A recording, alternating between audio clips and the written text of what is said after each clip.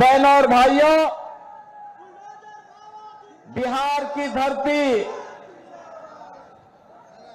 ज्ञान की धरती है, प्रगति की धरती है, समृद्धि की धरती है और संभावनाओं की धरती भी है। महात्मा बुद्ध को ज्ञान इसी धरा ने प्रदान किया था। 24वें तीर्थंकर भगवान महावीर इसी बिहार की धरती में जन्मे थे।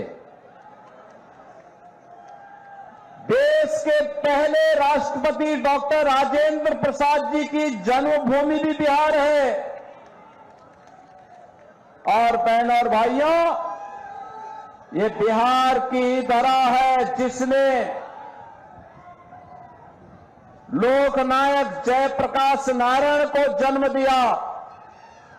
जननायक कर्पूरी ठाकुर को जन्म देने वाली धरा भी बिहार ही है। आज उसी पावन धरा के सामने आरजेडी और कांग्रेस का ये जो महागठबंधन बना है, इन लोगों ने पहचान का संकट खड़ा कर दिया था। बहनों और भाइयों, ये वही लोग हैं, याद करिए, विश्वविख्यात नालंदा विश्वविद्यालय देने वाला बिहार,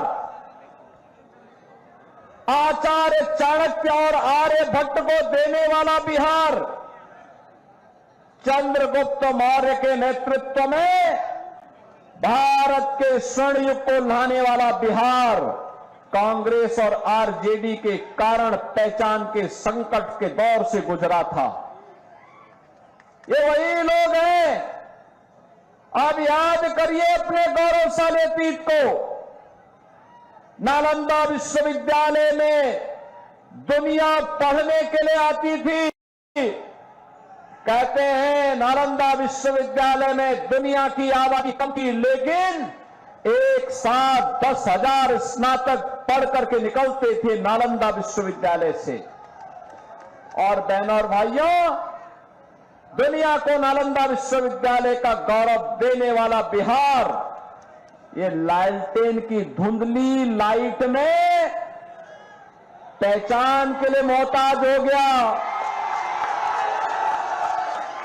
याद करिए, वही बिहार जो दुनिया को ज्ञान देता था, महात्मा बुद्ध को ज्ञान प्रदान करने वाली धरा, किनके कारण साक्षरता में भारत में सबसे पीछे हो गया था। हम धन्यवाद देंगे नीतीश बाबू को, एनडीए के नेताओं को, जिन्होंने कांग्रेस और आरजेडी के कारण साक्षरता मात्र 33% जिस बिहार की रह गई थी, उसको बढ़ा करके 75% तक पहुंचाने में सफलता प्राप्त की है। बहनों और भाइयों, आरजेडी और कांग्रेस के समय में बिहार में व्यापक नरसंहार होते थे, जातीय संघर्ष होता था, जाति की सेनाएं खड़ी हो गई थी। पर्व और त्योहारों के पहले दंगा फसाद प्रारंभ हो गया था। 60 से अधिक नरसंहार की घटनाएं बिहार के अंदर। और यही नहीं, 15 वर्ष के सुशासन में 30,000 से अधिक अपहरण। न व्यापारी सुरक्षित, न उद्यमी सुरक्षित, न इंजीनियर सुरक्षित, न चिकित्सक सुरक्षित, न बेटी सुरक्षित, न बच्चे सुरक्षित। ये थी आरजेडी की सरकार की पहचान। न नौजवानों के लिए नौकरी और न गरीबों के लिए राशन। गरीब को क्या राशन देते, ये तो पशुओं का चारा भी खा गए थे।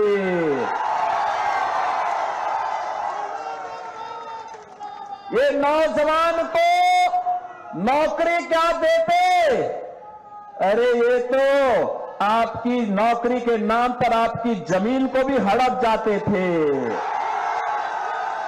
और इसीलिए बहनों और भाइयों, आज मैं कहने के लिए आया हूं, आज बिहार फिर से सुशासन की सुदृढ़ नींव को तैयार करते हुए एक समृद्ध और विकसित बिहार बनने की ओर अग्रसर है। नया बिहार प्रधानमंत्री मोदी जी का मार्गदर्शन है, नीतीश बाबू का नेतृत्व है। आज बिहार रोड की कनेक्टिविटी है, आज बिहार में रेल की कनेक्टिविटी है, एयर कनेक्टिविटी है। आज बिहार के अंदर इनलैंड वाटरवे की सुविधा है, मेट्रो का भी संचालन होने लग गया है। आज बिहार के अंदर आईआईटी है, एनआईटी है, आईएम है, एम्स है, इंजीनियरिंग कॉलेजेस की श्रृंखला है। अब बिहार में मेडिकल कॉलेजेस भी बड़ी संख्या में बन करके तैयार हो गए हैं। बहनों और भाइयों, अब नया बिहार अपने गौरव के लिए आगे बढ़ रहा है और मोदी जी के नेतृत्व में भारत दुनिया के अंदर अपनी ताकत का एहसास करा रहा है। राष्ट्र गौरव कैसे होता है? आपने देखा होगा, जब ऑपरेशन सिंदूर के दौरान लखनऊ में बनी ब्रह्मोस मिसाइल पाकिस्तान में गिरती थी तो पाकिस्तान की सिट्टी पिट्टी गुम हो जाती थी। ये नया भारत अब अपराध को और आतंकवाद को देखता नहीं है। अगर कोई भारत की सुरक्षा में सेंध लगाता है तो उसके घर में घुस करके मारता भी है और खूब इलाज भी करता है उनका। पाकिस्तान गिड़गिड़ाया दुनिया में कि भारत तबाह कर देगा, और तय तो हो ही चुका था। मोदी जी ने तय तो कर ही लिया था कि अब पाकिस्तान का नक्शा ही समाप्त कर देना है, इसको भारत का हिस्सा बना देना है। लेकिन गिड़गिड़ाया दुनिया में आगे से ऐसी दुस्साहस नहीं करूंगा। बहनों और भाइयों, आज सबसे यही कहने के लिए आए हैं, राष्ट्रीय सुरक्षा सबसे महत्वपूर्ण और मोदी जी के नेतृत्व में वो पुख्ता है। आज भारत विकास कर रहा है, भारत का सम्मान बढ़ा है दुनिया के अंदर। और यही नहीं, मोदी जी ने गरीबों का कल्याण भी किया है। आप सोचो, 80 करोड़ लोगों को फ्री में राशन। आप सोचो, आरजेडी के समय में ये लोग पशुओं का चारा खा जाते थे, राशन क्या देते ये लोग। कांग्रेस के समय में लोग भूखों मरते थे, भूखमरी की शिकार। बिहार हो या यूपी, बड़ी संख्या में महादलित मुसहर जाति के लोग भूखमरी के शिकार होते थे। बहनों और भाइयों, यूपी में डबल इंजन की सरकार बनी।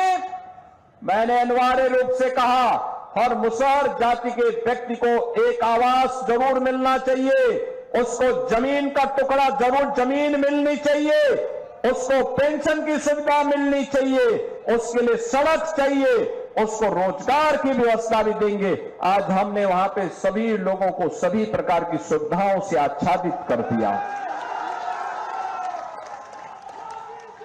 दलितों के कल्याण के लिए एनडीए ने कार्य किया बिहार के अंदर, और मोदी जी फ्री में राशन की सुविधा का सौगात उनको उपलब्ध करवा दिए हैं। बहनों और भाइयों, 80 करोड़ लोग फ्री में राशन, और ये राशन केवल बिहार के लिए ही नहीं है। बिहार का व्यक्ति जहां कहीं भी जाएगा देश के अंदर, उसी राशन कार्ड से वहां भी राशन ले सकता है, कोई आपको मना नहीं कर सकता है। 1 नेशन 1 राशन कार्ड यह मोदी जी ने लागू किया। बहनों और भाइयों, 50 करोड़ लोगों को स्वास्थ्य का सुविधा, कहीं भी आप जाइए अगर बीमारी हो गई तो उपचार के लिए प्रधानमंत्री आयुष्मान का कार्ड आपके पास होगा, कहीं भी आप उपचार करा सकते हैं। ये भी एनडीए सरकार के द्वारा। आरजेडी और कांग्रेस की डकैती को रोकने के लिए अब तो सरकार ने पुख्ता व्यवस्था कर दी, गरीबों के जनधन अकाउंट खोल दिए, पैसा अब सरकार का सीधे अकाउंट में जाएगा, बीच की दलाली इनकी समाप्त। आप सोचो, अन्नदाता किसान को प्रधानमंत्री किसान सम्मान निधि का लाभ, 12 करोड़ अन्नदाता किसानों को, 12 करोड़ गरीबों के घर में शौचालय। कांग्रेस के समय में एक रसोई गैस का कनेक्शन के लिए लोग 50,000 रुपया लेते थे, तब भी नहीं मिलता था, और अब तो 10 करोड़ गरीबों को फ्री में रसोई गैस का कनेक्शन दिया जा चुका है।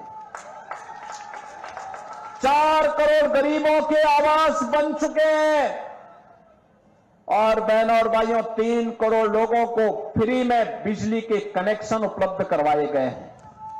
यानी राशन फ्री, स्वास्थ्य की सुविधा फ्री, बिजली का कनेक्शन फ्री और पानी फ्री।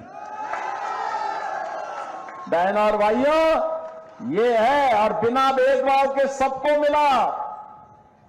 यहां तो विकास भी है, लोक कल्याण यानी गरीब कल्याण भी है, और आस्था का सम्मान भी। आप सोचो, जब भाजपा के लोग, बजरंग दल और विश्व हिंदू परिषद के कार्यकर्ता नारा लगाते थे, रामलला हम आएंगे मंदिर वहीं, रामलला हम आएंगे मंदिर वहीं, तो ये कांग्रेस के लोग लाठी डंडा चलाते थे। आरजेडी राम मंदिर का रथ रोकती थी। इनका पार्टनर उत्तर प्रदेश के अंदर राम भक्तों पर गोली चलाता था, और तब भी राम भक्त कहता था, लाठी गोली खाएंगे लेकिन मंदिर वहीं बनाएंगे, बोलते थे ना। और देखो, अयोध्या में एनडीए की डबल इंजन की सरकार है, बीजेपी की डबल इंजन की सरकार है।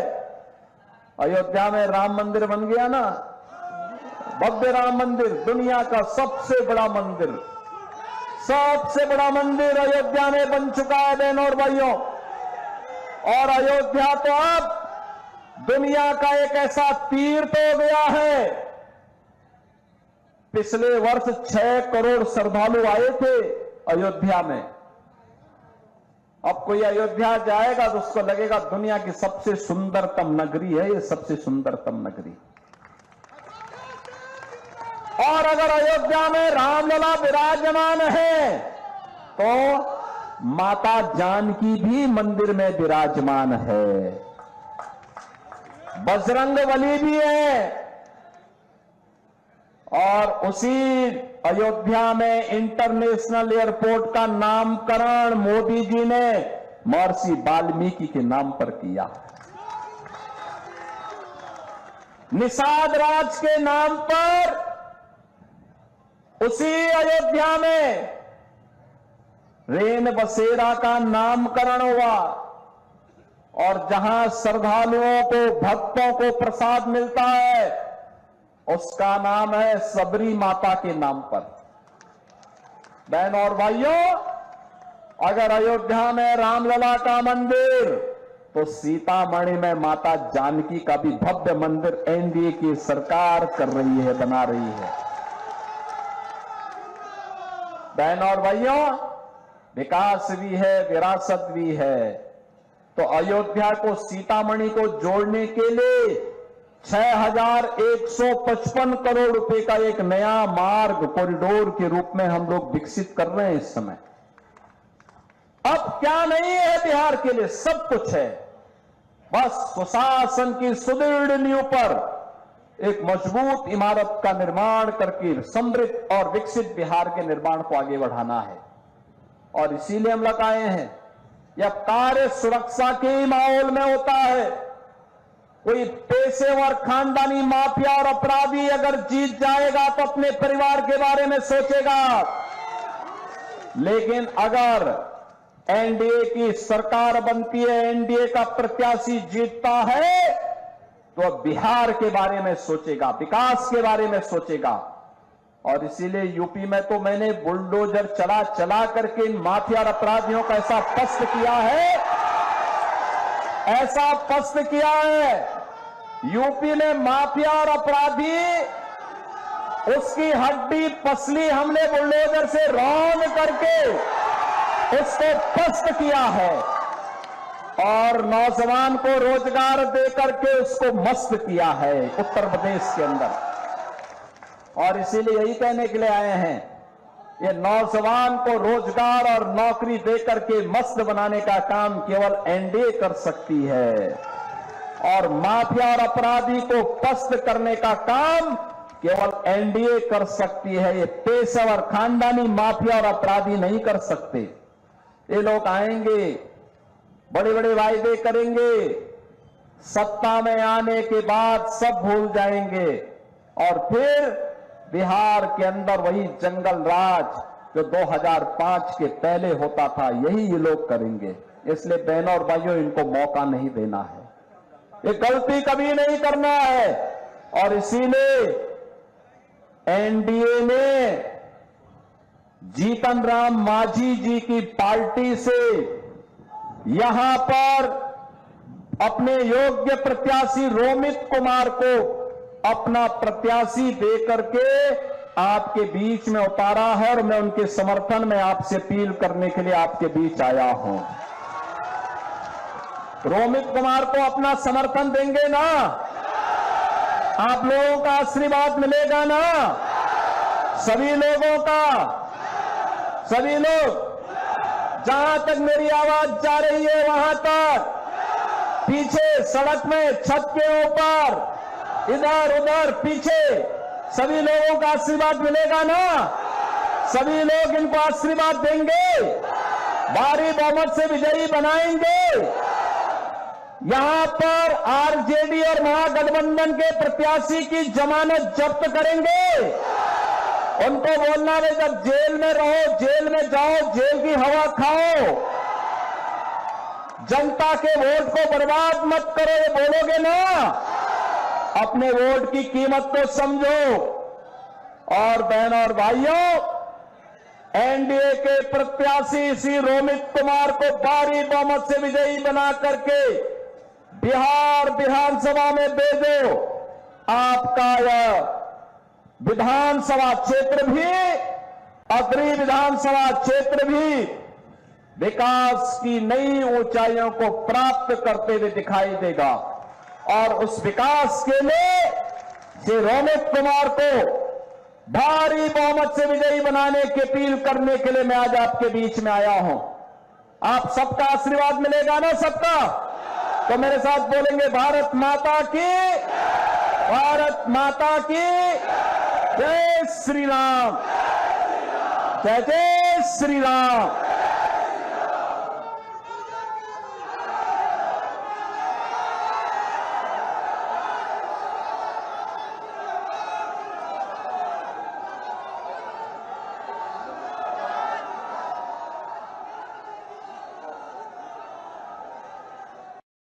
मुख्यमंत्री योगी आदित्यनाथ ने कहा कि लालटेन की धुंधली रोशनी खत्म होगी। उन्होंने उत्तर प्रदेश का एग्जाम्पल दिया। उन्होंने कहा कि उत्तर प्रदेश में माफिया राज किस तरीके से खत्म हुआ है, उत्तर प्रदेश में माफिया किस तरीके से थर थर कांप रहे हैं, उत्तर प्रदेश में किस तरीके से बुलडोजर गरज रहा है माफियाओं के खिलाफ, उसको सबने देखा। जब ये मुख्यमंत्री योगी आदित्यनाथ ने कहा कि तालियों की गड़गड़ाहट से पूरा परिसर गूंज उठा।